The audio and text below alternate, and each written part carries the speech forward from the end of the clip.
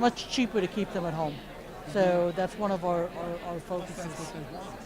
It's what they want, and so we're trying to give them what they want, right?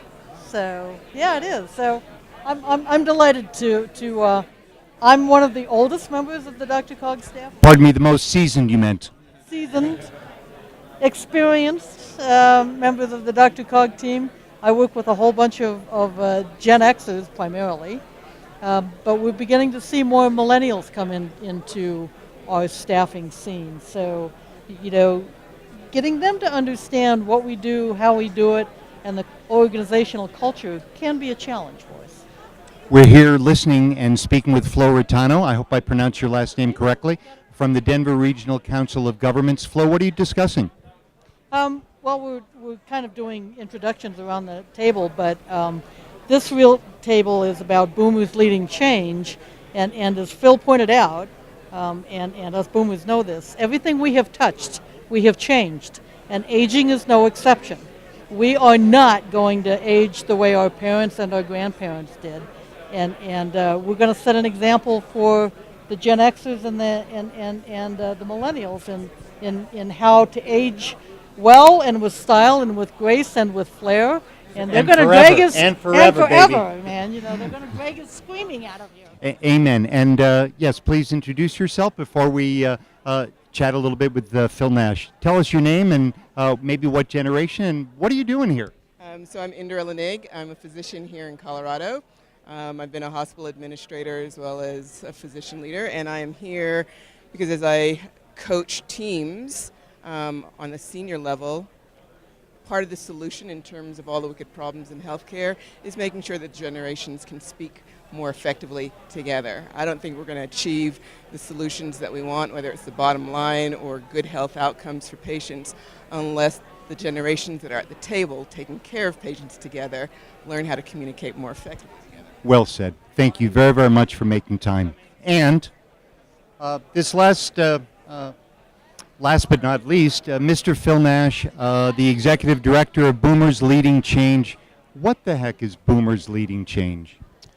Well, Boomers Leading Change is based on the concept that we have made a huge investment in our country in 77 million baby boomers through public education, through the health system, through everything else.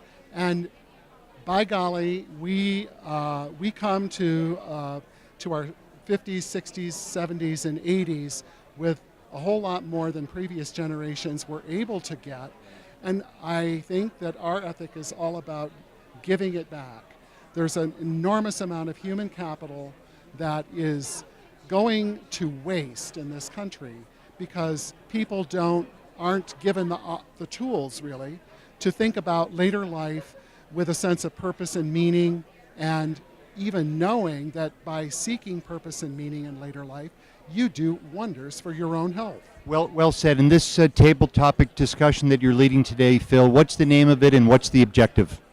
Well, it's about nonprofits and social service, but we've been in our social impact. The kind of robust discussion we had with the previous group that was sitting at this table is about the silos that grow up between nonprofits and government and the for-profit sector, and how do we tear those silos down so that nonprofits can be more entrepreneurial and that government can be less stuck 20 years ago in its processes and bureaucracy, and how we can maybe learn from each other about how we can all do our work better. Fantastic. Do you have chapters yet? I live in Massachusetts, or are you only in Colorado?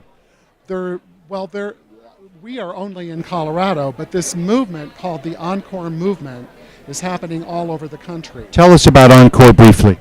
Encore.org. Go there. Encore is the brainchild of a guy named Mark Friedman, who started writing books about the potential impact of the baby boom generation 20-some years ago, and he's still writing, and he's still speaking, and he's still inspiring people to think differently about later life. So to our viewers in Massachusetts, check out Encore.org in Massachusetts. And sorry for the inconvenience, but thank you very much, Phil. Thank you, Boomers Leading Change, and thank you all for coming and participating. So get back to the discussion. Thank you.